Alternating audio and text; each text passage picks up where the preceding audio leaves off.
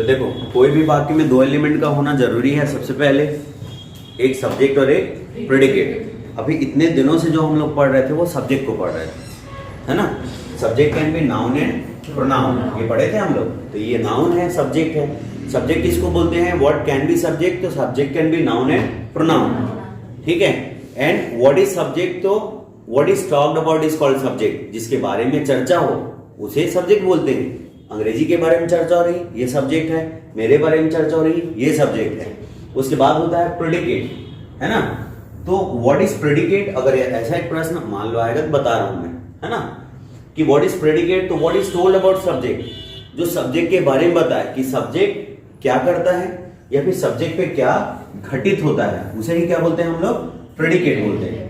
तो इस वाक्य का सब्जेक्ट ये है, इस वाक्य का प्रेडिकेट ये है, इस वाक्य का सब्जेक्ट ये है, इस वाक्य का प्रेडिकेट ये है ना।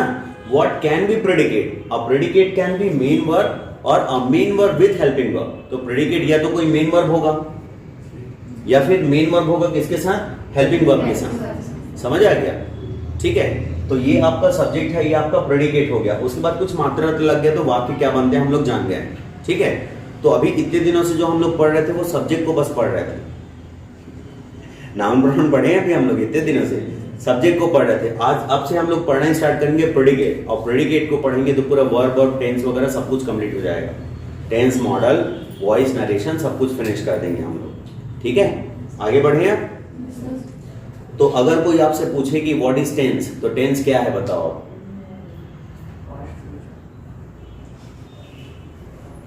ठीक है, अगर कोई आपसे पूछे कि व्हाट इज टेंस, तो टेंस क्या होता है। देखो कोई ग्रामर आमर कुछ वगैरह सब साइड कर दो। अभी एक लैंग्वेज की जैसा सीखो, जैसे आप छत्तीसगढ़ी बोलते हो, हिंदी बोलते हो, उसी प्रकार से अंग्रेजी बोलेंगे। कोई बहुत बड़ी बात थोड़ी है।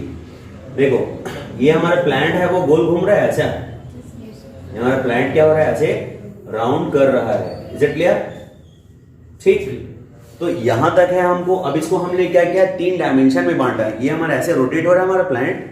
अब इसको डायमेंशन बांट दिए, तो एक हमारा हो गया प्रेजेंट, अभी को क्या बोलेंगे? प्रेजेंट। और एक सेकंड पहले को क्या करेंगे? पास। और अभी आया नहीं है, आने को है, घूमने है प्लैनेट हमारा, तो क्या कहलाएगा? फ्यूचर है। तो जो हमारा प्लैनेट क्या हो रहा है? रोटेट हो रहा है, उसको हम लोगों ने डायमेंशन बांट दिया है, ठीक है। तो प्रेजेंट, पास्ट और फ्यूचर। अब जो टाइम है, इस टाइम में क्या करोगे आप? ये टाइम है, तो अभी आपने मैं आपसे पूछा कि व्हाट इज टेंस, तो आप बोलते टेंस इज काल, है ना, काल को बोलते हैं करके। तो भैया काल में कुछ करोगे, है ना। अब ये टाइम जो है ना, इस टाइम में हमारे एक्शन इन्वॉल्व है। तो कैसे कैसे एक्शन है आपके? एक जो एक्शन है वो जारी वाला एक्शन है। जब इसके बारे में बात करेंगे तो ये चल रहा होगा, समझ आ गया, प्रोसेस में होगा, ठीक है। तो जैसे कि मान लो कोई मेरे को अभी कॉल कर दिया, फिर बोलेगा कि क्या कर रहे हो आप, तो मैं क्या बोलूंगा? पढ़ा रहा हूं मैं। कभी भी पढ़ाना स्टार्ट किया, कभी भी खत्म करूंगा, लेकिन एट द मोमेंट एक्शन क्या है? चल रहा है, प्रोसेस में है एक्शन, है ना। मान लो इसी समय किसी का मेरे को कॉल आ गया, सपोज आप ही कॉल कर दिए थे कल, फिर आप बोले सर आपको इतने बजे कॉल किया, आप तो फोन ही नहीं उठाए, रिप्लाई ही नहीं किए। तो बोल रहा हूँ जिस समय तुम कॉल किए थे ना, उस समय क्या कर रहा था? पढ़ा रहा था। कब चालू हुआ कब खत्म हुआ इससे कोई लेने देने नहीं, लेकिन एक्शन क्या था? प्रोसेस में था। आप बोल रहे हैं सर आपको इसी टाइम में कल हम लोग 6:45 बजे कॉल करेंगे, ठीक है, कॉल पिक कर लेना। तो बोल रहा हूँ उसमें मत करना यार, क्योंकि मैं क्या कर रहा हूँ? पढ़ा रहा हूँ, ठीक है। तो टाइम को हमने 3 डायमेंशन बांटा है ना। Is it clear? अब उसमें हम लोग एक्शन कर रहे हैं, तो एक कंप्लीट वाला एक्शन है, तो याद रखेंगे इसको क्या बोलते हैं हम लोग? कंटिन्यूअस। Is it clear? उसके बाद नेक्स्ट एक एक्शन होता है हमारा कंप्लीट वाला। जब भी इसके बारे में बात करेंगे तो एक्शन क्या होगा? कंप्लीट होगा। Is it clear?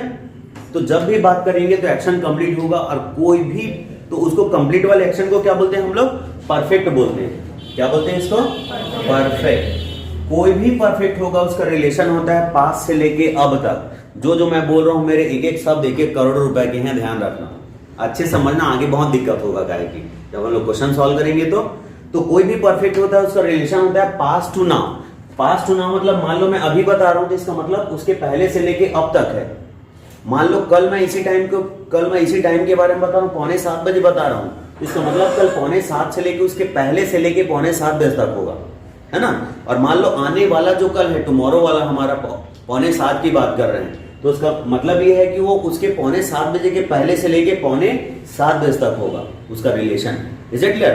तो कोई भी जो परफेक्ट होता है उसका relation past to mentioning time होता है, मतलब पास्ट टू नाउ होता है। Is it clear?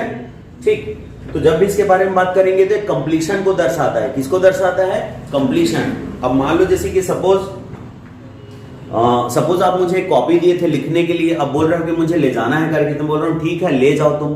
कल आप कॉपी दिए थे मुझे, ले जाओ बोल रहा हूँ, क्योंकि मैंने क्या किया है, लिख लिया है। कभी भी लिखना स्टार्ट किया था, लेकिन अभी क्या हो गया, मेरा एक्शन कंप्लीट हो गया है। हो सकता है मैं सुबह 5 बजे लिखना स्टार्ट किया हूँ, आपसे रात को कॉपी लिया था तो, और अब तक कंप्लीट हो गया है, तो 5 से लेके अब तक का रिलेशन। या फिर हो सकता है मैं शाम को 4 बजे लिखना स्टार्ट किया हूँ, और तब से लेके अब तक ये एक्शन क्या हो गया है, कंप्लीट हो गया है ना। तो अभी हुआ है, तो अभी को क्या बोलेंगे, प्रेजेंट। और एक्शन कैसा, कंप्लीट वाला, तो उसको क्या बोलेंगे, परफेक्ट, है ना। मान लो कल हो सकता है एक राहुल करके एक लड़का है, उसको रोज पिटाई पड़ता है, और आप उसके फ्रेंड हो, मान लो ऐसा कुछ है, और आज उसको पिटाई नहीं पड़ा। तो मैं बोल रहा हूँ कैसे आज सर उसको प्रसाद क्यों नहीं दिए? तो आप बोल रहे हैं कि जब सर कॉपी चेक करने आए तो वो क्या किया था, लिख लिया था। इसका मतलब कभी भी लिखना स्टार्ट किया था, लेकिन जब सर कॉपी चेक करने आए, है ना, मान लो कल इसी टाइम में कल कॉपी चेक करने आए थे, या फिर मान लो आधे घंटे पहले आए थे सर कॉपी चेक करने, तो उसने क्या किया था, लिख लिया था।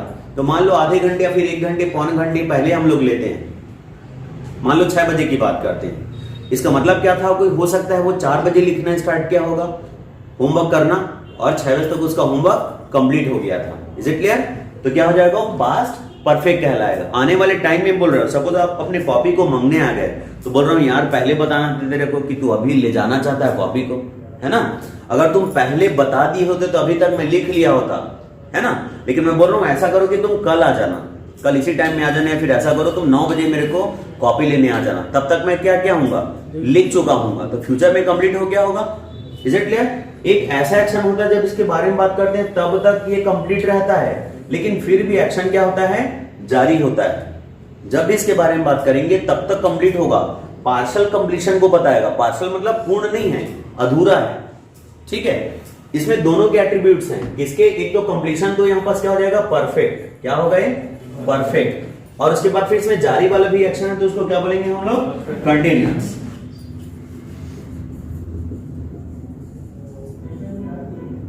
ठीक है, तो इसमें दोनों के एट्रीब्यूट्स हैं, परफेक्ट वाला भी और कंटिन्यूअस वाला भी। Is it clear? मान लो जैसे कि अभी मेरे को कोई बोलेगा कि आपको कब से कॉल कर रहे हैं, ले दे के अभी फोन उठाया हो करके, ठीक है। तो मैं बोला मोबाइल साइलेंट में था, अचानक से मैं देखा ब्लिंक हो रहा था तो मैं उठाया, ठीक है। तो बोल रहा है इतने देर से कॉल कर रहे हैं करके, तो फोन क्यों नहीं उठा रहे हो? तो मैं क्या बोलूंगा कि मैं पढ़ा रहा हूँ। पढ़ा रहा हूँ कहने का मतलब मेरे को पढ़ाते हुए 6:30 से स्टार्ट किए हम लोग, और 6:30 से लेके आपके कितना 15 मिनट कंप्लीट हो गए, तो 15 मिनट का अब तक कंप्लीशन हो गया है ना। लेकिन क्या मेरा क्लास खत्म हो गया क्या? नहीं, अभी भी एक्शन मेरा जारी है। तो जितना पार्शियल कंप्लीशन को बता रहे हैं उसके लिए परफेक्ट का यूज करेंगे, और अभी भी एक्शन जारी है इसके लिए कंटिन्यूअस। तो इसमें दोनों के गुण हैं। कब बता रहा हूं, अभी, तो अभी को क्या बोलेंगे, प्रेजेंट। और एक्शन कैसा है, अब तक कितना कंप्लीट हुआ है लेकिन अभी भी जारी है, तो प्रेजेंट परफेक्ट कंटिन्यूअस, है ना। मान लो कल इसी टाइम पे आप मुझे कॉल किए थे, तो बोले सर आप ले देके कल 6:45 बजे हमारा फोन उठाया करके। तो बोल रहा हूँ एक्चुअली यार जब तुमने कॉल किया ना तो मैं पढ़ा रहा था, और मेरे को पढ़ाते हुए मैं 7 बजे 6:30 बजे से पढ़ा रहा था, और आपने कॉल कब किया, 6:45 बजे, तो 15 मिनट मेरा कंप्लीट हो गया था पढ़ाते हुए, फिर भी मैं पढ़ा ही रहा था। Is it clear? ठीक है। आने वाले टाइम में बोल रहे हैं कि सर आपको कल कॉल करेंगे, इसी टाइम में उठा लेना। तो बोल रहा हूँ ऐसा करो यार तुम 7:30 बजे के बाद मेरे कॉल करना, क्योंकि कल 6:45 बजे मेरे कॉल करोगे ना तो मैं क्या कर रहा हूँ, आधे घंटे मुझे 15 मिनट मुझे पढ़ाते हो गए होंगे, फिर भी मैं पढ़ा ही रहा हूँ। Is it clear? ठीक है। तो फ्यूचर परफेक्ट कंटिन्यूअस है। वैसे एक्शन ना तो वो कंप्लीट है,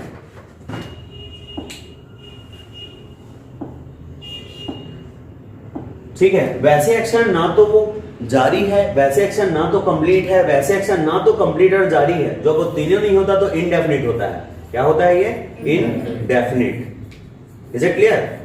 तो इस दुनिया में चाहे तुम कोई सा भी भाषा में बोलो, हिंदी, इंग्लिश, फारसी, संस्कृत, जो भी बोलो तुम, समझ आएगा, जो भी हम लोग बोलेंगे उसमें सिर्फ और सिर्फ हम लोग 4 प्रकार के एक्शन को अंजाम देते हैं। इसके अलावा कोई भी एक्शन नहीं होता जिसको आप अंजाम देते हैं। समझ आया क्या? Is it clear? ये हमारा प्लैनेट घूम रहा है। अभी 3 डायमेंशन बांटे हैं। अभी 3 डायमेंशन जो हमारा टाइम है उसी के अकॉर्डिंग हम लोग क्या करते हैं, 4 प्रकार के एक्शन को अंजाम देते हैं। कोई भी भाषा हो, इतने में ही पूरा लैंग्वेज खत्म हो जाता है। Is it clear? ठीक है। अच्छा मुझे बताओ, मुझे बताओ कि आप क्या करोगे। समय मतलब आप एक्शन को समय के प्लांट घूमते रहेगा तब हम लोग एक्शन को करेंगे, या फिर जब हम लोग एक्शन करेंगे तब प्लांट घूमेगा? मतलब हम समय के अनुसार एक्शन करेंगे या फिर एक्शन हमारे समय के मतलब समय हमारे एक्शन के अनुसार घटित होगा?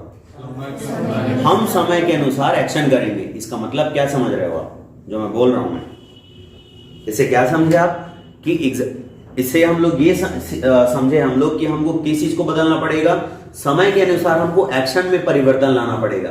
तो एग्जाम में जो आपके एरर आते हैं वो एक्शन में चेंज करना पड़ता है। समझ आया क्या? जैसे कि मान लो एक वाक्य मैंने लिख दिया कि आई, कहां से आएगा? यहां से। ठीक, तो ओके हो गया। तो मान लो मैंने जैसे लिख दिया कि आई एम टीचिंग, ऐसा लिख दिया मैंने, आई एम टीचिंग सिंस 2010, ऐसा लिख दिया मैंने। ठीक है कि आई एम टीचिंग सिंस 2010। ठीक है, आपने टाइम कौन सा लगाया? समय, एक्शन को बदलने की समय को बदलने। हम लोग समय को बदल सकते हैं क्या? नहीं। तो हमने कौन सा टाइम लगाया है? 2010। 2010 से लेके आज का डेट देख लो, आपके 26 दिसंबर 2022 है ना? Is it clear? इतना दिन कंप्लीट हो गया है, इतना दिन कंप्लीट हो गया ना। लेकिन क्या मैं पढ़ाना छोड़ दूंगा इसके बाद से, इस क्लास के बाद से? नहीं। लेकिन इतना तो मुझे कंप्लीट हो गया है ना पढ़ाते हुए। Is it clear? और अभी भी एक्शन मेरा जारी है। तो आपने क्या लगाया? आई एम टीचिंग सिंस 2010 करके। तो समय आप लगाए हो पास्ट टू नाउ वाला, और एक्शन कौन सा लगा दिए हो? सिर्फ जारी वाला। तो इसको काट के क्या करना पड़ेगा? आई के साथ हैव लगता है और एम का थर्ड फॉर्म क्या हो जाएगा? बीन। तो आई हैव बीन आईएनजी। अभी बाकी सुधर गया। ऐसे ही आपके एग्जाम में आते हैं करेक्शन के लिए। तो बताने चाह रहा हूं कि हम लोग समय के अनुसार एक्शन को बदलेंगे। Is it clear everyone? ठीक है, अब आगे बढ़े।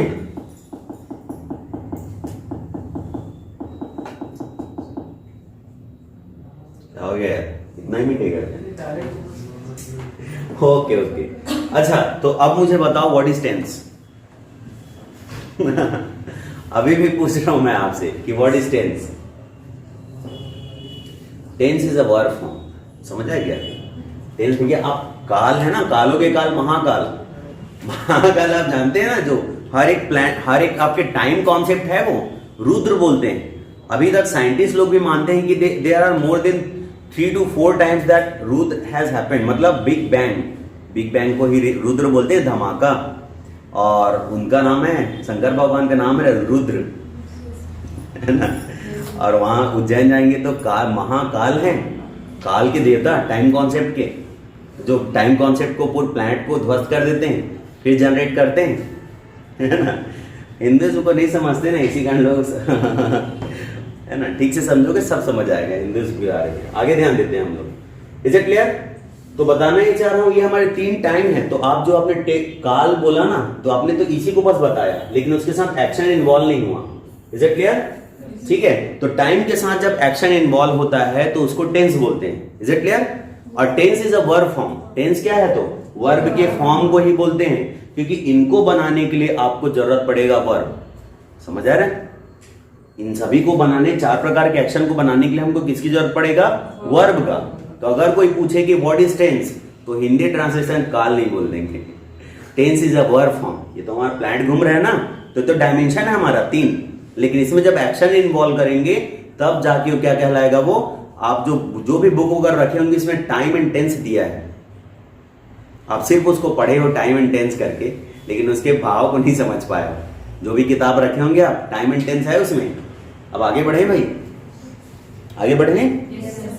तो इनको बनाने के लिए हमको किसकी जरूरत पड़ेगी? वर्ब। तो अभी हम लोग पढ़ने वाले हैं वर्ब। आज थोड़ा हम लोग वर्ब को अच्छे से पढ़ लेते हैं। देखो, मैं बार बार बोलता हूं, मैं पिच बनाता हूं ताकि आप पिच अच्छे से बनेगा तो आप अच्छे से बॉलिंग, बैटिंग, फील्डिंग सब कुछ कर लेंगे। ठीक है, ऊपरी ऊपरी पढ़ा दूंगा तो 1-2 ठो में अटक जाएंगे भाई। आगे बढ़े, पूरा कहां से मिटेगा यार? अच्छा, ये दिस वन ओके, धीरे धीरे सीख जाएंगे। अब देखते हैं हम लोग। एक होता है हम लोग का मेन वर्ब। क्या होता है आपका? Main verb. ठीक है, अब मैं आपसे पूछ दूं कि व्हाट इज मेन वर्ब, तो बताओ मेन वर्ब क्या होता है भाई? ठीक है, a verb which expresses doing and happening, a verb या फिर अ मेन वर्ब है ना, अ वर्ब विच expresses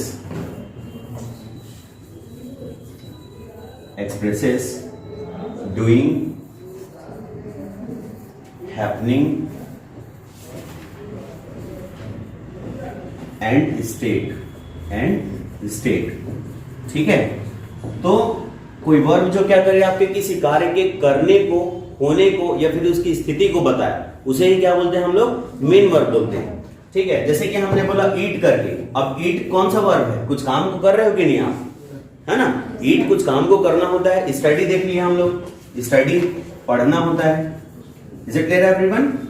ठीक है, STUDY अभी हमारा पढ़ना होता है। नेक्स्ट वन हम लोग देखते हैं, जैसे कि हमने बोला रेन, RAIN रेन, क्या कुछ कर रहे हो क्या, नहीं, बारिश का होना है, कोई कर नहीं रहा है, होता है।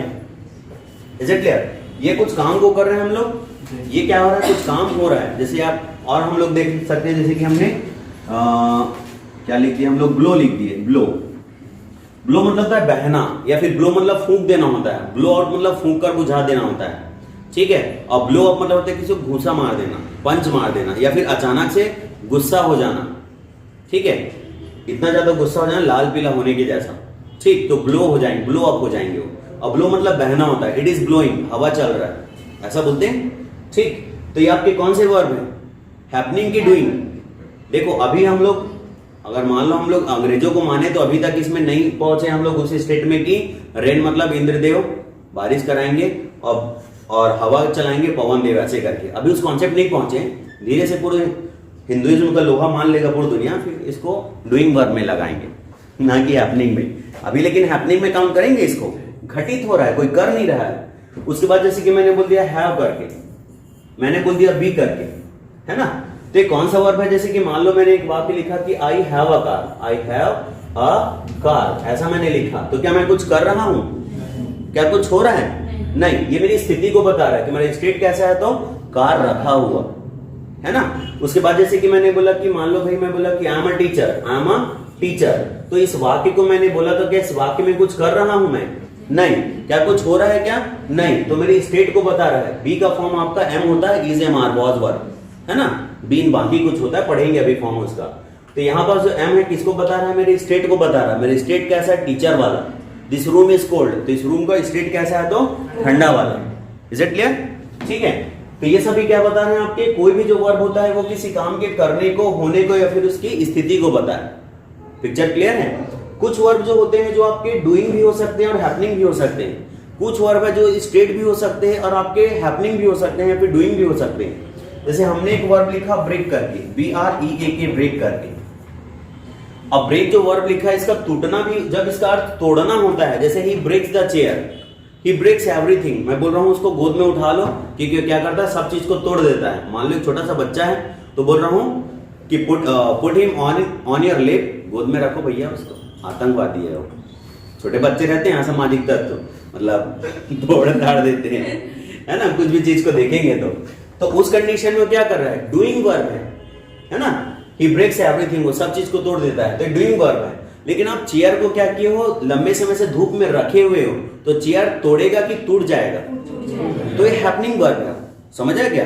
तो जो वर्ब है आपके, जरूरी नहीं कि वो हमेशा एक ही जैसे काम करे। कुछ वर्ब है जो कंडीशन के अकॉर्डिंग हैपनिंग भी हो सकते हैं, कुछ वर्ब है जो कंडीशन के अकॉर्डिंग डूइंग भी हो सकते हैं।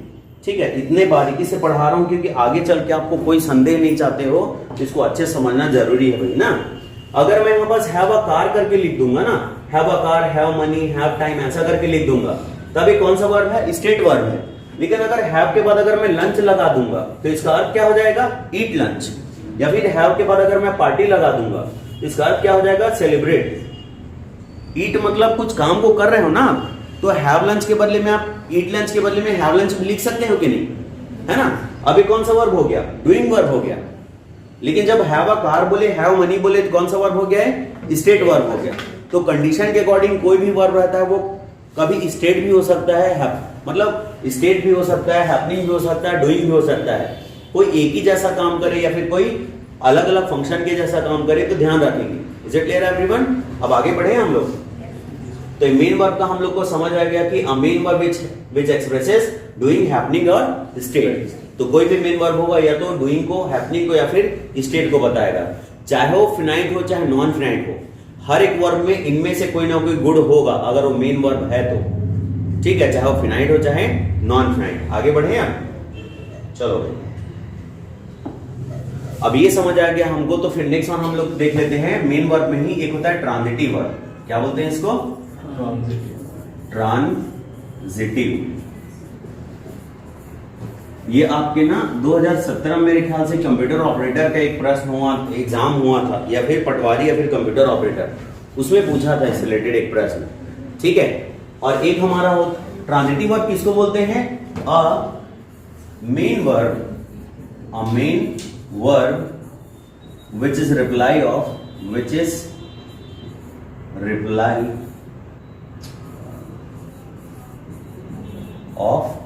what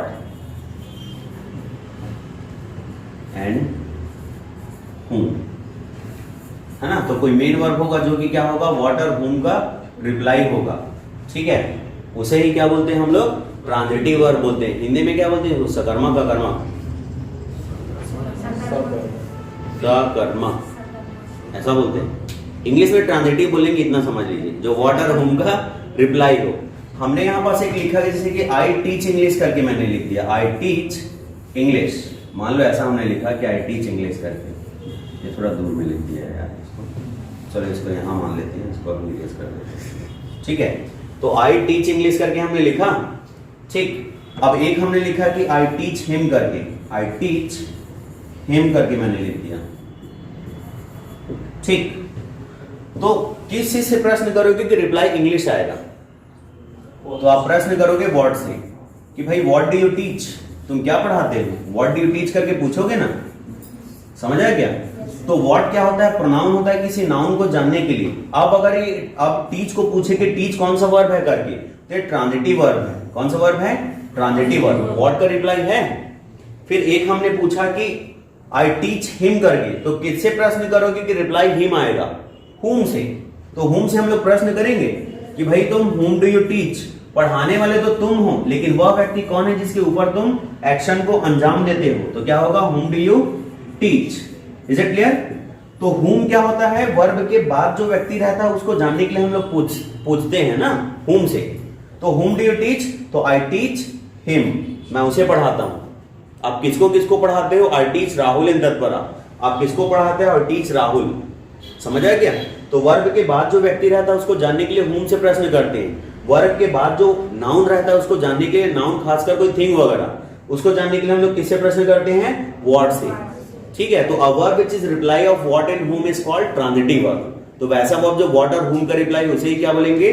transitive verb. अगर अब यहां पास आपको पूछे कि टीच कौन सा वर्ब है, तो ये ट्रांजिटिव वर्ब है। व्यापम क्या नहीं पूछ देता है, लेकिन लोग 2 लाइन का पढ़ना चाहते हैं तो नहीं होता है ना, वो कुछ भी पूछ देता है। इसका मतलब वो चाह रहा है कि आप एक्स्ट्राऑर्डिनरी अंग्रेज से ज्यादा, अंग्रेज के चाचा बन जाओ आप। व्यापम चाह रहा है उनसे भी ज्यादा गहराई ग्रामर जानो आप। नेक्स्ट है आपका intransitive verb. Intransitive verb. So what is intransitive verb? A main verb, which is not reply of, which is not reply of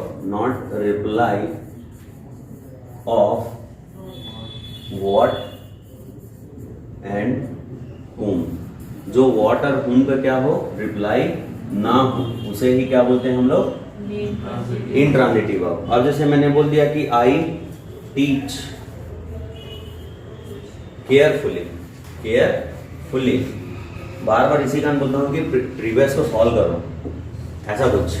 फिर हमने लिखा कि ही डाइड,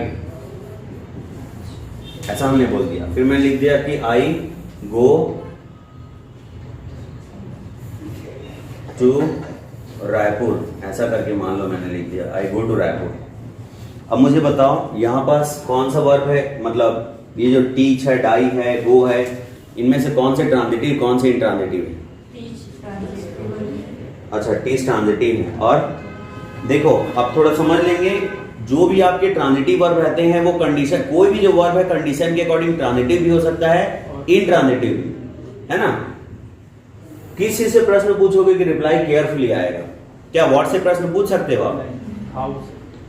हाँ, क्या हम नहीं, अरे पहले ये बताओ ना, वर्ड से प्रश्न पूछेंगे नहीं, हु से प्रश्न पूछ सकते हैं नहीं, समझ आ गया। तो इसका मतलब किससे प्रश्न करेंगे? हाउ से। हाउ क्या होता है? इंट्रोगेटिव एडवर्ब ऑफ मैनर होता है। कार्य करने के ढंग को, तरीके को जानने के लिए हम लोग किससे प्रश्न करते हैं? हाउ से प्रश्न करते हैं। तो इसका रिप्लाई क्या होता है? Adverb of manner. ये एडवर्ब ऑफ मैनर होता है, तो इसका रिप्लाई क्या आएगा? Adverb of manner. इसका मतलब ये कौन सा वर्ब हो गया? अभी इन ट्रांजिटिव वर्ब हो गया, इन ट्रांजिटिव वर्ब हो गया। कौन आपका? टीच जो है। तो कोई भी जो वर्ब है कंडीशन के अकॉर्डिंग ट्रांजिटिव होगा, इंट्रांजिटिव होगा। तो आपके व्यापम ने पूछा था, कुछ ऐसा ही पूछा था 17 के आसपास में कि कौन सा ट्रांजिटिव है, इंट्रांजिटिव है, छांटो करके। ठीक है, तो अब हम प्रश्न नहीं पूछ सकते, हाउ से प्रश्न पूछेंगे। How does he teach? तो he sorry, how do you teach? कैसे पढ़ाते हो? तो मैं केयरफुली पढ़ाता हूँ। आई टीच स्लोली, मैं एकदम धीरे धीरे पढ़ाता हूँ। आई टीच रफली, एकदम खतरनाक तरीके से पढ़ाता हूँ मैं। आई टीच वेल, मैं अच्छे से पढ़ाता हूँ। कभी कभी अपनी जिम्मेदारी है ना। तो गुडली तो होता है नहीं, गुडली का क्या, गुड का क्या होता है? एडवर्ब ऑफ मैनर वेल होता है, गुडली नहीं होता। ठीक है, तो I teach well. Is it clear? अभी हमने पूछा कि ही डाइड करके, तो क्या पूछ सकते हो क्या मारा, किसे मारा? इतने बस वाक्य से ही डाइड। मान लो एक मैंने पूछा कि मैंने एक बोला कि आई किल्ड, ठीक है, आई किल्ड हिम, ऐसा करके मैंने बोला। अभी ये कौन सा वर्ब है? ट्रांजिटिव वर्ब है। किसकी हत्या कर दिया है तुमने? मैंने उसकी हत्या कर दिया, आई किल्ड हिम। मान लो कोई पबजी कुछ खेल रहा था यार, ऐसा कुछ गलत नहीं है ना, कुछ गेम में खेल रहे हैं, तो फिर अचानक से क्या हुआ कि किसको मार दिया? अलग अलग टीम रहता है, बाकी कुछ रहता है, तो किसको मार दिया? तो मैंने उसको मार दिया, आई किल्ड हिम। तो हुम से प्रश्न पूछ सकते हैं, हुम डिड यू किल? तो आई किल्ड हिम। तो ये ट्रांजिटिव वर्ब है। लेकिन ये कौन सा? अब मारे तो इंसान क्या हो गया? मर गया। तो क्या पूछोगे क्या मारा, किसे मारा? नहीं। इस वाक्य इतना को देख के क्या हम पूछ सकते हैं क्या मारा, किसे मारा? नहीं। Is it clear? अभी कौन सा वर्ब हो गया? इन ट्रांजिटिव वर्ब। इन ट्रांजिटिव वर्ब। ध्यान रखेंगे, सिर्फ लॉजिक लगाना है। लॉजिक आ गया तो फिर किसी गुरुजी की जरूरत नहीं पड़ेगी, और लॉजिक नहीं रहेगा तो हमारे जैसे बेरोजगार लोगों का रोजी रोटी चलाते रहेंगे। ठीक है, चल रहा है हमारा रोजी रोटी। अच्छे ध्यान नहीं दोगे भैया, बार बार पढ़ने आओगे, चलते रहेगा फिर हमारा रोजी रोटी। नेक्स्ट वन है, आई गो टू रायपुर। क्या जाते हो, किसे जाते हो पूछ सकते हो? नहीं, है ना। कौन जात हो ऐसे करके पूछता है कैंडिडेट, एंकर जबरदस्ती। तो यहाँ मुझे बताओ कैसे, क्या जाते हो, किसे जाते हो पूछ सकते हो? नहीं। कहाँ जाते हो भैया? वेयर से प्रश्न करेंगे। तो वेयर क्या है? इंट्रोगेटिव एडवर्ब ऑफ प्लेस होता है, स्थान को जानने के लिए। तो जो आपने फ्रेज बनाया, कौन सा फ्रेज है? एडवर्ब फ्रेज है। कौन सा एडवर्ब? तो एडवर्ब ऑफ प्लेस फ्रेज है। फ्रेज मतलब 2-3 शब्दों का समूह पढ़ चुके हैं हम लोग पहले। तो एडवर्ब का वेयर के रिप्लाई है, कहां जाते हो? तो रायपुर। तो ये कौन सा वर्ब हो गया? गो जो है वो इंट्रांजिटिव वर्ब। ठीक है, अब आगे बढ़े, चलाइए। ठीक, तो हमारा ट्रांजिटिव हो गया, इंट्रांजिटिव वर्ब हो गया। नेक्स्ट हम देखते हैं state verb. State verb, state verb को थोड़ा डिटेल से देखते हैं ना।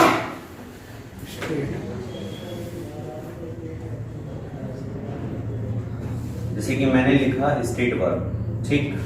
एक एग्जांपल देखते हैं हम लोग। जैसे कि मैंने बोला कि I am having money, I am having money. फिर मैंने बोला कि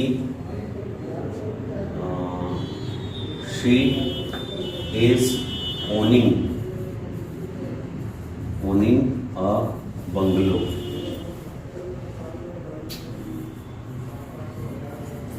ऐसा हमने लिख दिया, ठीक है। तो मुझे बताओ क्या वाक्य सही है, गलत है? और एक आप लिख देते हैं जैसे कि he is having enough time, ऐसा हमने लिख दिया, ठीक। और एक हम लोग लिख देते हैं लिंक वर्ब। लिंक वर्ब देखो क्या क्या लिंक वर्ब क्या क्या पढ़ा रहे हैं, तो ध्यान रखना जब भाई बॉलिंग डालूंगा या फिर बैटिंग करूंगा तो आपको सब कुछ पता होना चाहिए। इस कारण इन चीज को समझ लो, ठीक है। आगे जब हम लोग डिटेल से पढ़ेंगे तो हमको एक तो संदेह नहीं होगा, ठीक है। तो लिंक वर्ब क्या होता है? तो लिंक वर्ब का काम होता है इट कनेक्ट्स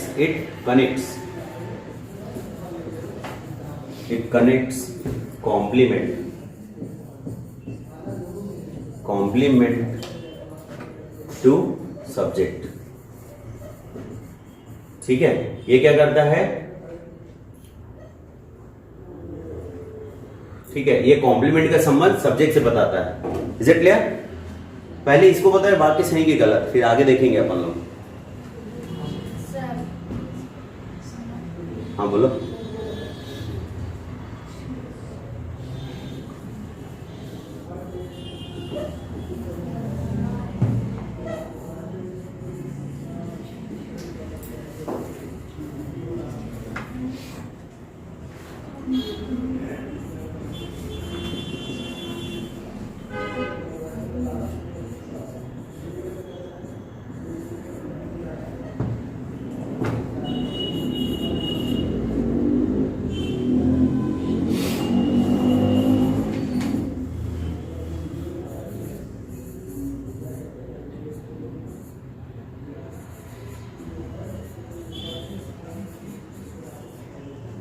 ठीक, तो मुझे बताए वाक्य सही की गलत।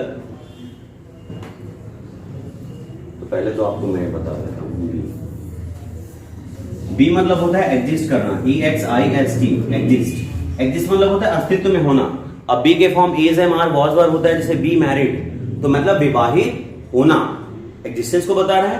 बी कोल्ड मतलब ठंडा होना, बी ब्यूटीफुल मतलब सुंदर होना, ठीक है। बी हरीश मतलब हरीश होना, बी ए स्टूडेंट विद्यार्थी होना, बी ए टीचर होना। Is it clear? तो बी मतलब एग्जिस्ट करना, अस्तित्व है आपका टीचर वाला, अस्तित्व है आपका स्टूडेंट वाला, तो आपका एग्जिस्टेंस है, ठीक है। What's your name? तो आपका एग्जिस्टेंस कैसा है? भारती वाला है। बी है भारती, आई एम भारती ऐसा बोलते हैं, शी इज भारती, उनका एग्जिस्टेंस क्या है? भारती वाला है। Is it clear? बी ही वह होना, बी यू आप होना, आगे देखेंगे। बी हियर यहाँ होना, बी इन बिलासपुर में होना, बी एट शिक्षा में होना। Is it clear? ठीक है, तो ये आपके अस्तित्व को बता रहे हैं, ठीक है। और जैसे कि मान लो कुछ और देख रहे थे हम लोग, लुक वगैरह देख रहे थे, लुक आगे देखेंगे। पहले इसको बताओ फिर आगे को अपन लोग देखेंगे। कि यही लिख दूं, मैं दोनों को लिखता हूं। चलो, हमने लिखा कि यू आर लुकिंग ब्यूटीफुल।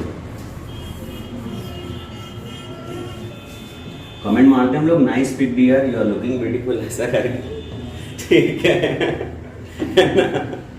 तो बाकी सही की गलत? और एक बात देख लेते हैं। हमने देखा कि बनाना टेस्ट, अरे यार मिटेगा कहां से? वहीं से, ठीक है। इज टेस्टिंग स्वीट, ठीक। अब बताओ मुझे, वाक्य में सभी वाक्य में कुछ ना कुछ तो गलती है भाई, क्या गलती है?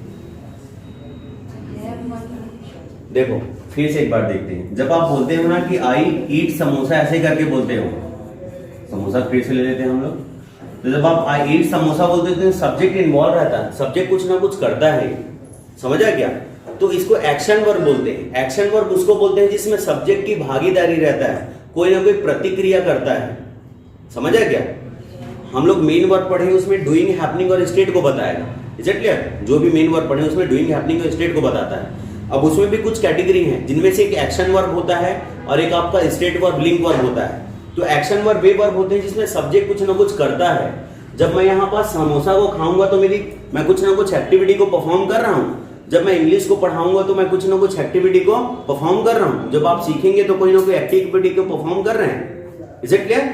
ठीक है। लेकिन जब मैं ये बोलता हूं कि मेरे पास पैसा है या फिर मेरे पास कार है करके, तो क्या मैं कोई एक्टिविटी को परफॉर्म कर रहा हूं? नहीं। तो क्या सब्जेक्ट यहां पास कोई एक्टिविटी को परफॉर्म कर रहा है? नहीं, सब्जेक्ट निष्क्रिय पड़ा हुआ है। इसी कारण इसको एक्शन वर्ब बोलते हैं। ये जो टीच, जो ईट समोसा लिखे हुए कौन सा वर्ब है? Action verb. और बाकी जो स्टेट वर्ब और लिंक वर्ब है, स्टेट वर्ब और लिंक वर्ब में क्या होते हैं कि जो सब्जेक्ट रहता है वो निष्क्रिय पड़ा रहता है, कुछ भी नहीं करता। जब सब्जेक्ट निष्क्रिय पड़ा रहता है, कुछ करता ही नहीं, एक्शन को करता ही नहीं है, इसी वजह से इसको कंटिन्यूअस में ना लिख के इसको सिर्फ इंडेफिनिट में लिखेंगे। समझ आएगा? कोई भी इंडेफिनिट हो सकता है। तो ये गलत हो गया, अब इसको सही करेंगे तो आई हैव करना पड़ेगा, आई हैव मनी। ठीक है, कई सारे लोग बोलते हैं, मेरे हमारे एक टीचर थे, मैम थे, जब लिटरेचर हम पढ़ते थे तो बोलते थे, कोलकाता के थे, तो बोलते थे मैम नोट्स ऐसे करके हम लोग मांगते, बोलते हैं sorry I am not having notes right now. अब वो लिटरेचर अच्छा पढ़ाते थे, मैं ग्रामर पढ़ाता था, लेकिन उनको बोल थोड़ी दूं, मैं टीचर है कि मैम आप ग्रामर गलत बोल रहे हो, स्टेट वर्ब है, स्टेट वर्ब को कंडीशन में नहीं यूज करते। बोलना था मुझे, लेकिन बोला नहीं मैं, क्योंकि I am not having notes कैसे होगा? सब्जेक्ट तो निष्क्रिय पड़ा है ना, सब्जेक्ट निष्क्रिय पड़ा है। जब सब्जेक्ट निष्क्रिय पड़ा है तो स्टेट और लिंक वर्ब और स्टेट वर्ब होते हैं, उनमें जो सब्जेक्ट होता है, कभी भी हम लोग लिंक वर्ब का उपयोग करेंगे, प्रेडिकेट है ना हमारा और ये सब्जेक्ट है, तो लिंक वर्ब और आपके स्टेट वर्ब को यूज करते हैं, तो जो सब्जेक्ट होता है वो निष्क्रिय पड़ा रहता है। इसी कारण नोट करके आप चाहें तो लिख सकते हैं कि link verb and state verbs are not used in continuous tense, है ना, कि लिंक वर्ब और स्टेट वर्ब को कंटीन्यूअस टेंस में नहीं लिखा जाता। क्यों? क्योंकि सब्जेक्ट जो रहता है वो निष्क्रिय पड़ा रहता है। ठीक है, और बाकी को क्यों लिखते हैं? एक्शन वर्ब को, क्योंकि सब्जेक्ट जो है वो एक्शन करता है, इस कारण उसको कंडीशन में लिखते हैं, और बाकी को नहीं लिखते, लिंक वर्ब स्टेट वर्ब को नहीं लिखते, क्योंकि सब्जेक्ट निष्क्रिय पड़ा रहता है।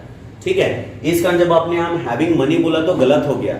हिंदी ट्रांसलेशन को साइड कर देंगे भाई, फीचर को समझो, 100% सफलता मिलेगा।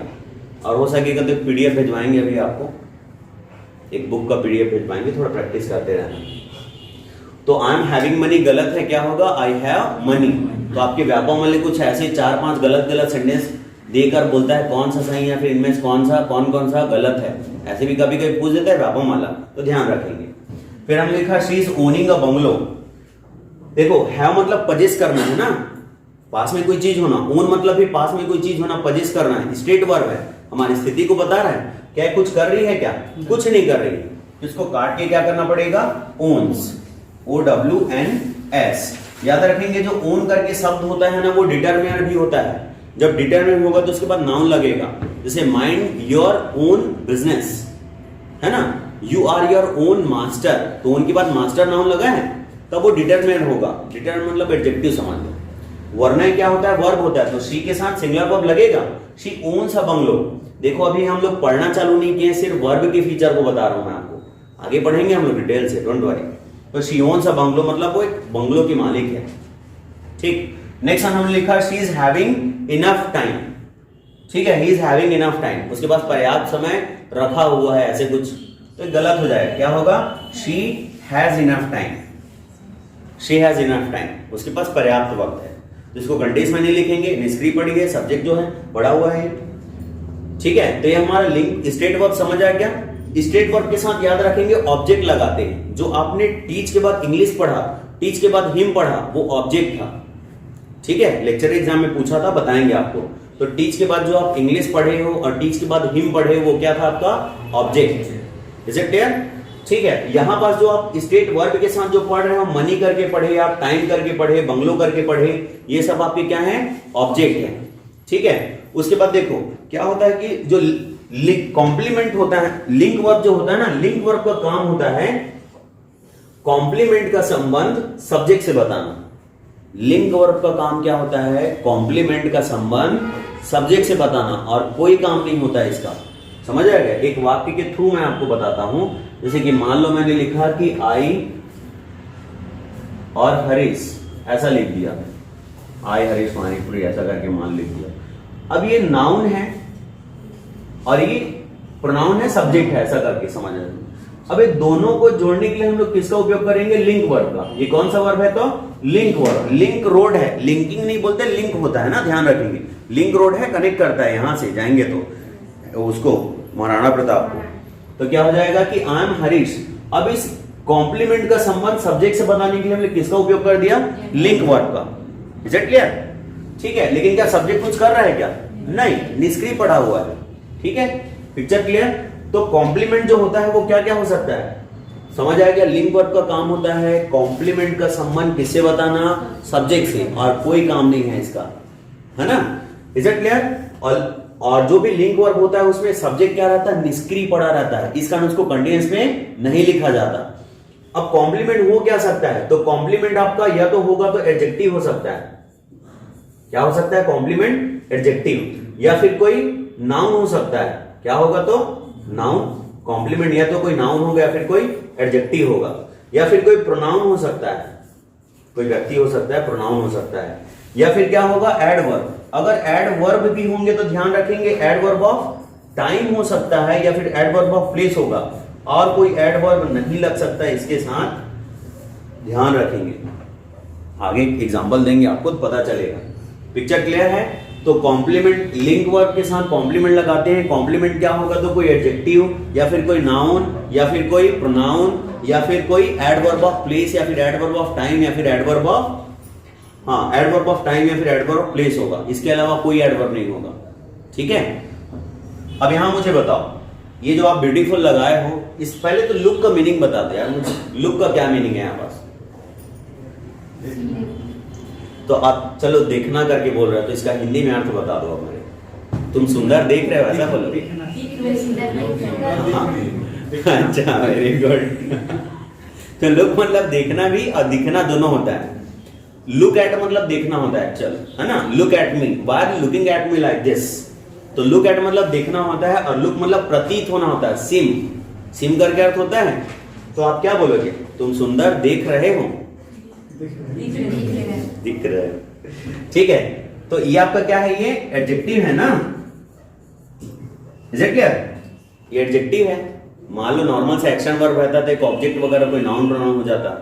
ठीक, अब एडजेक्टिव है। अभी एडजेक्टिव मतलब एक कॉम्प्लीमेंट है। अब इस कॉम्प्लीमेंट का संबंध हमको किसको बताना है, सब्जेक्ट से बताना है। तो जब कॉम्प्लीमेंट का संबंध सब्जेक्ट से बताना है, किसका उपयोग करेंगे, लिंक वर्ब को, जो जोड़ने का काम करेगा। और लिंक वर्ब को हम लोग कंटीन्यूअस में यूज नहीं करते। अगर आप इसको ऐसा यूज करोगे ना, यू आर लुकिंग ब्यूटीफुल, इसका मतलब कि आप सुंदर तो हो नहीं, लेकिन पता नहीं कौन सा ब्यूटी प्लस या फिर स्नैपचैट में तुम फोटो खींचे हो, है ना, इज इट क्लियर? या फिर पता नहीं कौन सा गैरेज मैम से ब्यूटी पार्लर से आए हो, ठीक है, कौन से ब्यूटी पार्लर से आए हो, या फिर कौन से ब्यूटी प्लस स्नैपचैट, है ना, या फिर वीवो ओप्पो कौन से मोबाइल से खींचो पता नहीं, इसका तुम सुंदर लग रहे हो, एक्चुअल में हो नहीं तुम। तो अगर आप किसी को ऐसा कमेंट करते हो तो आप उसको आप इनकरेज नहीं कर रहे हो, डिस्करेज कर रहे हो। अब उसको भी ग्रामर नहीं आता सामने वाले को, तो भी थैंक यू बोल देते हैं, है ना, मतलब है तो नहीं, लेकिन अच्छा कोई अच्छे कैमरे से खींचे हो, इसका लग रहे हो, लेकिन एक्चुअल में तुम हो नहीं। ये लिखते हैं हम लोग, nice pic dear, looking beautiful, ऐसा करके, है ना, वो वर्तमान में अच्छे लगते हैं।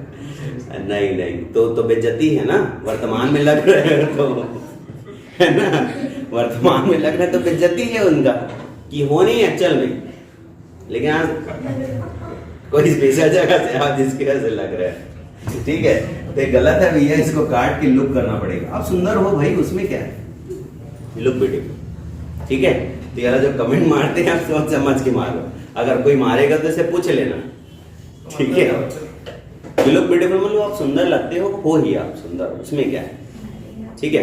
लेकिन अगर चाहो तो ऐसा बोल सकते हो, you look more beautiful today, ठीक, हाँ थोड़ा ज्यादा, या लुकिंग ब्यूटीफुल। अच्छा मुझे बताओ, यहाँ टेस्ट मतलब क्या होता है? एक तो टेस्ट नाउन होता है, तब स्वाद होता है उसका अर्थ, और टेस्ट मतलब क्या होता है, वर्ब जैसे अगर काम करेगा तो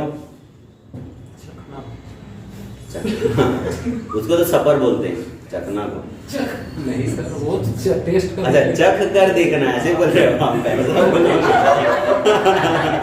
ओके, ठीक है। हमने banana taste is tasting sweet, taste मतलब होता है चख कर देखना, तब वो एक्शन वर्ब होता है, ठीक है। जैसे कि he is testing the sweets, वो मिठाई को चख कर देख रहा है, ठीक है। लेकिन टेस्ट मतलब स्वाद देना होता है। तो मुझे बताओ, अगर चख इसका क्या मीनिंग देखें हम लोग चख कर देखना देखें या फिर स्वाद देना मीनिंग करने करें, टेस्ट का यहाँ पास हाँ, क्या बनाना अपने आप को चख कर देखेगा, मैं मीठा हूं कि खट्टा हूं कि कड़वा हूं, क्या हूं करके देखेगा क्या? नहीं, तो इसको काटना पड़ेगा, हमको क्या करना पड़ेगा, बनाना टेस्ट स्वीट, कि बनाना कैसे स्वाद देता है, तो मीठा, लेकिन ही इज टेस्टिंग बनाना, ऐसा होगा, तो यहाँ सब्जेक्ट क्या बनाना कुछ कर रहा है क्या?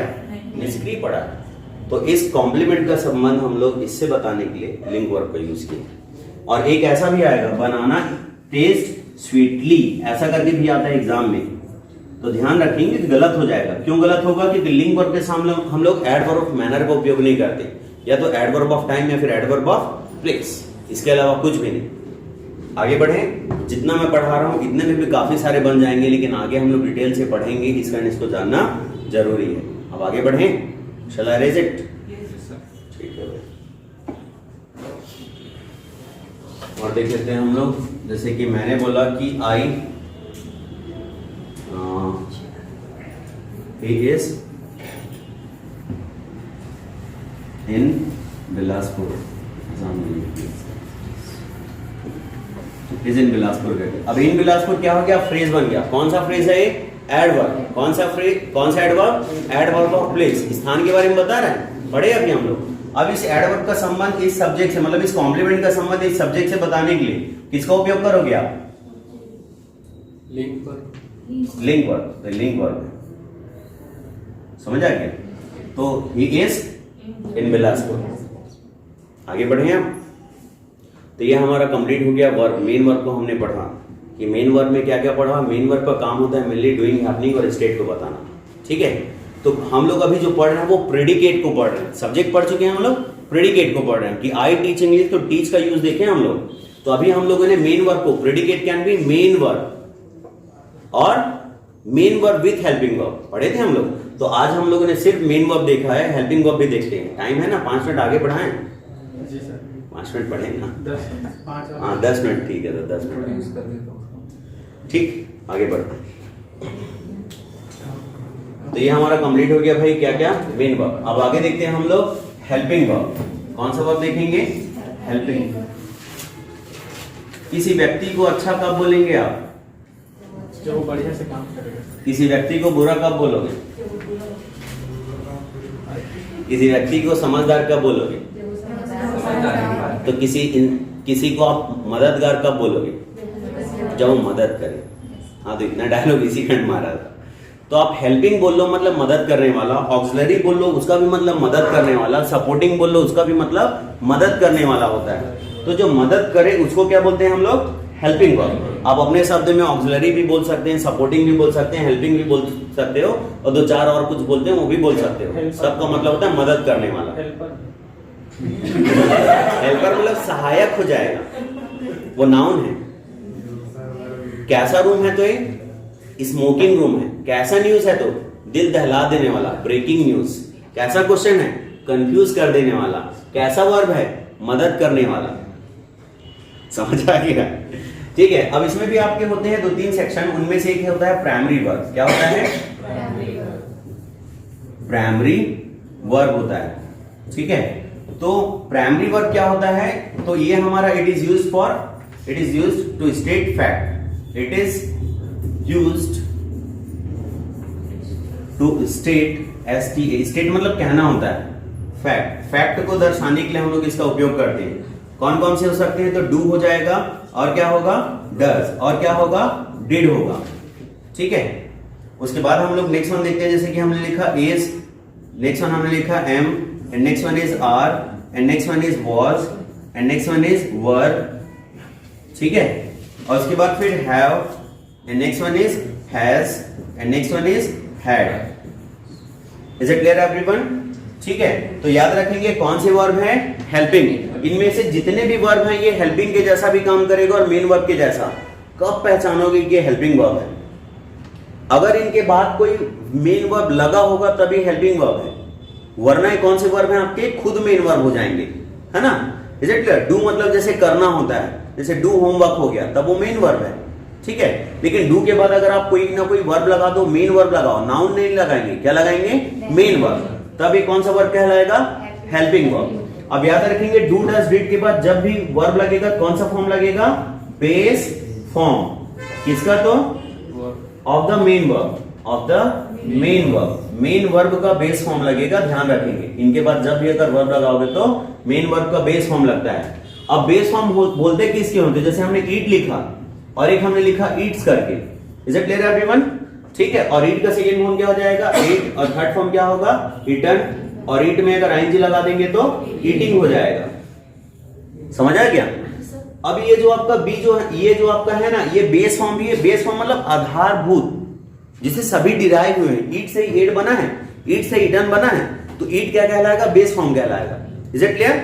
ठीक है, तो ईट जो है ये बेस फॉर्म भी कहलाएगा, यही बेस फॉर्म भी कहलाएगा, बीएफ मतलब बेस फॉर्म है, और यही आपका कहलाएगा, आपका प्लूरल वर्ब भी कहलाता है। ये भी फर्स्ट फॉर्म, ये भी फर्स्ट फॉर्म है, ये भी फर्स्ट फॉर्म है, ये भी फर्स्ट फॉर्म है, लेकिन ये प्लूरल वर्ब है और ये सिंगुलर वर्ब है। कौन? आपका ईट्स। पढ़ेंगे अभी इसको भी हम लोग, ठीक है, इसके बाद पढ़ेंगे 2 मिनट। तो ये प्लूरल वर्ब भी कहलाएगा, बेस फॉर्म भी कहलाएगा, और ये आपका सिंगुलर वर्ब कहलाएगा। Is it clear? ठीक।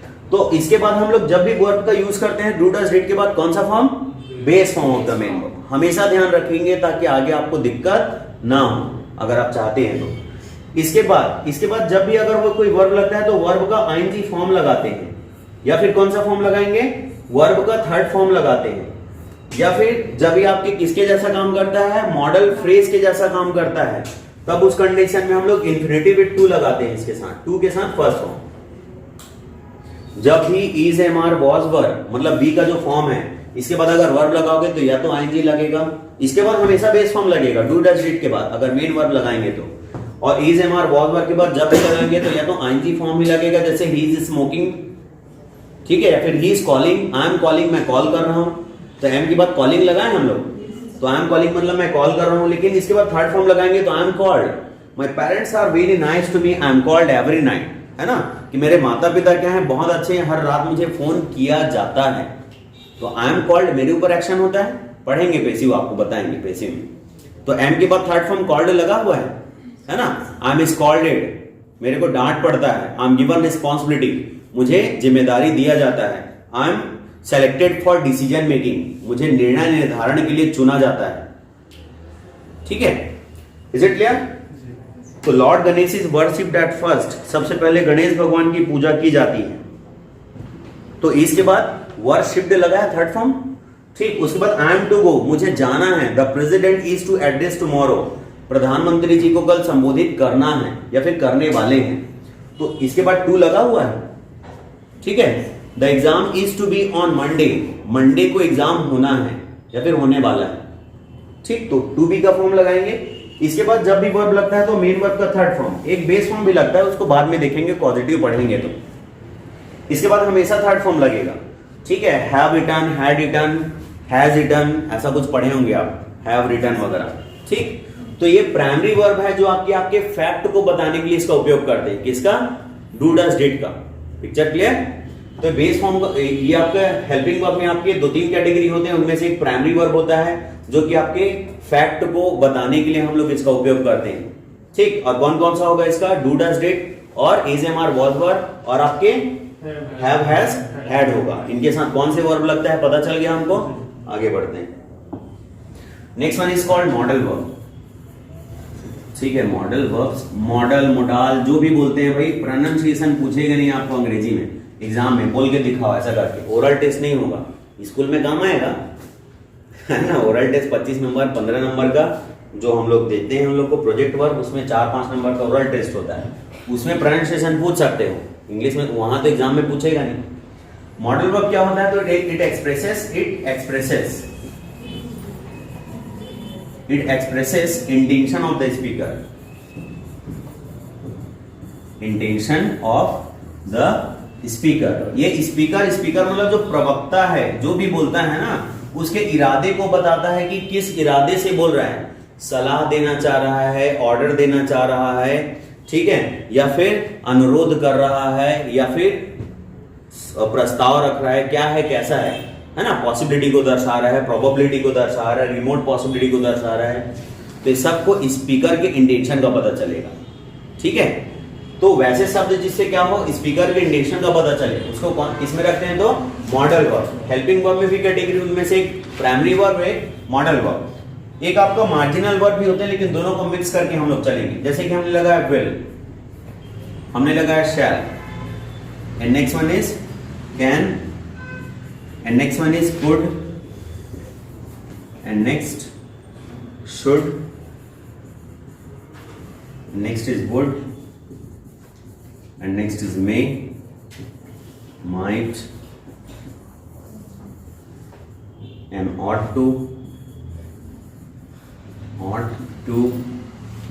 और जैसे हमारा हो गया need और dare है, और had better, याद रखेंगे सर ये had better कैसे हो गया यहाँ पास, तो दो तीन शब्दों के समूह को फ्रेज बोलते हैं, had best या फिर had better जो भी बोलो आप, दो तीन शब्दों के समूह को क्या बोलते हैं, फ्रेज बोलते हैं। ये दोनों जब शब्द मिले तो क्या हो गया, स्पीच इंटेंशन को बता रहा है, तो इंटेंशन को बताने वाले एक शब्द को किस में रखेंगे, मॉडल के अंदर, है ना, तो मॉडल फ्रेज कहलाएगा आपका। उसके बाद हमारा जैसे B2 होता है, B2, अब B2 I am to go, he is to go, उसमें भले ही लिख दिया था टू, लेकिन आपको बता रहा हूं इसमें आएगा वो, ठीक है। नेक्स्ट वन है हमारा would rather, and next is have to, and next one is used to, etc. etc. ठीक, तो ये सब किसके अंदर आएंगे, हमारे मॉडल वर्ड कहलाते हैं। और याद रखेंगे मॉडल प्लस हमेशा कौन सा फॉर्म लगाएंगे, तो base form of the main verb होगा, हेल्पिंग वर्ब होगा, जो भी होगा इसका हमेशा कौन सा फॉर्म लगेगा, बेस फॉर्म, ठीक है। अगर बेस फॉर्म नहीं लगेगा भाई, मतलब इसके बाद लगेगा ही, ध्यान रखना। सर माइट के बाद क्या है? Where is that? Third line ought, OUGST, ought to, need है, dare है, had better है, would rather है, B2 है, और have to है, used to है, etc.